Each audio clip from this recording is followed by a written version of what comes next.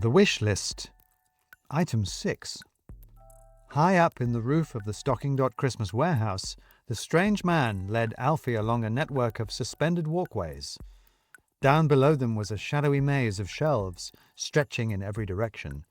Between those shelves moved the stock control robots, loading and unloading items from the bins. The robots moved quietly on the smooth concrete floor, the air full of the high whine of their electric motors.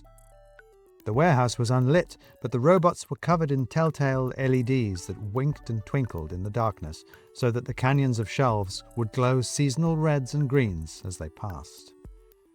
This was the only light that filtered up to the roof, so that Alfie moved in a dim, shifting world of primary colours, shadows forever moving and changing, the shaking walkways appearing to lurch in the flashing robot fairy lights. And then they came to a door. There was a wall dropping down from the ceiling above, a room hanging up here under the roof. The door was, of all things, a perfectly ordinary house room door, with panels and a lever handle. "Plant," said the man, and opened the door. Inside was machinery, great metal pipes of air conditioning and thick mats of electrical wiring. The man threaded through it all expertly, finally edging in behind a huge exhaust pipe heading up out of the building. There was another door, which in the narrow space he could only open a small amount, just enough to fit through. The man squeezed in, and Alfie followed. Into an entrance hall. There was a coat stand, of all things, and a standard lamp, warm and reassuring after the weird, psychedelic lighting of the warehouse. "Shoes," said the man, sitting on a bench and taking his off, placing them on a shoe rack by the coats. Alfie did the same.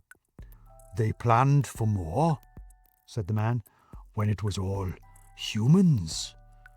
Then they automated, tore it all out." "And you moved in," said Alfie, following him through another door. "Blimey, this is bigger than our flat at uni." "How did you put it?" said the man. "I survive." Alfie was standing in a long, narrow living room. At this end, there was a little dining room table against one wall, then a little kitchenette with a breakfast bar, followed by a sofa and a TV, and at the far end, the whole wall was covered in computer monitors, with a desk and chair in front of them. "This is incredible," said Alfie. "You've got a whole house up here." "Bathroom back there," said the man, gesturing back at the entrance hall, "if you need it." "Bathroom?" said Alfie. "You mean you don't even need the showers downstairs?" "Chemical toilet," said the man, "but the bath is plumbed in." "You installed a bath?" Alfie was trying to imagine hauling a bath up onto the walkways and then manoeuvring it through all the ducts and wires. "They left the plumbing," said the man. "You can learn anything online." "So that's how you do it," said Alfie. "I somehow have got the idea that you must be stealing from the warehouse itself, but you're using the website, aren't you? You're ordering stuff, just like everyone else." "Not quite like everyone else," said the man, moving down towards the monitors. "Technically, still stealing."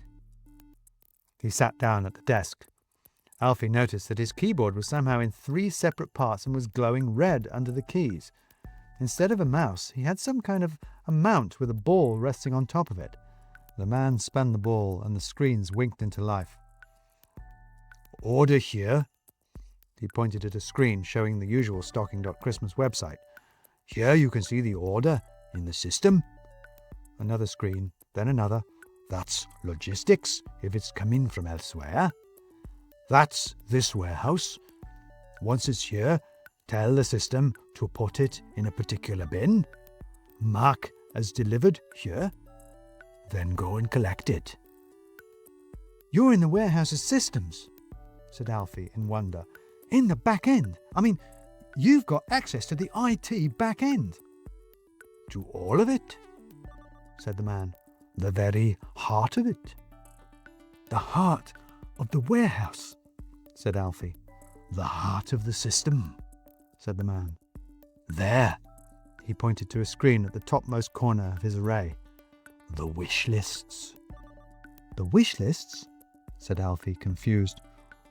You wouldn't know, said the man. That's where it began. estocking.co.uk. Back in the 1990s. Everything had an E in front of it then. Everything. Before the monstrous egotism of the iPhone, said Alfie. Right, said the man. You'd call it an app now. Back then, it was a website for wish lists.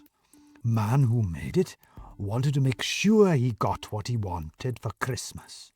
Made a website to share his wish list. Other people could mark things as bought, but he couldn't see it.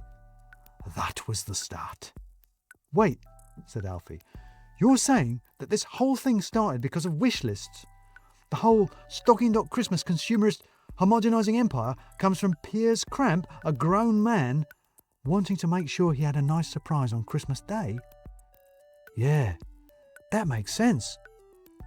Piers, said the man. There were 3 of them. 3 people founded it. But Piers, yes, that's how it started. Affiliate links first, then hosting shop fronts for merchants, payment processing, fulfillment and logistics. .com bubble clears out the froth. Not estocking.co.uk, stocking.Christmas by then. Keeps growing. Doesn't it just? Said Alfie. You know, they say they make more money from their services now than the e-commerce, stuff most people don't even know about or see. All those things, hosting, payments, logistics, said the man, all complete profitable companies in their own right. Even the wish lists. This fireplace. He gestured at another screen. Project management platform. I use it to track my orders. Know where to look, you can find it. At its root, code from the original wish list system. This is incredible, said Alfie. And you can see them all, everybody's wishes? Everybody's, said the man, hitting a key. The wish list screen updated to show Alfie's own wish list. Mostly books, said the man. Unicourse, said Alfie. They're all really expensive. Folklore, said the man. Thought it looked odd. Interesting. It is interesting, said Alfie. But not odd. It's everywhere. Look at this place. Look at those wish lists. This whole invisible network of power that spans the world. Power imperceptible but irresistible. The ability to reach out across the ether and change lives. Well, that's magic, isn't it? That's like a definition of magic. People making wishes to an electric spirit which are then granted by servant automata in a lightless labyrinth, with you hovering over it all like some wizard in his tower. The whole thing is like a fairy tale. No, it's not, said the man. Your list looked interesting because they're usually dull, predictable. Headphones and drinking cups and bags. The same stuff over and over again. Nothing fairy tale about it. Just people following fads, trying to one-up each other. Tiny, worthless desires. No imagination, no dreams. Just everyday items. Mundane. The system might be magical. You're right there. The infrastructure, that's magical. That is an extraordinary thing. But the people aren't fairies. They're just humans.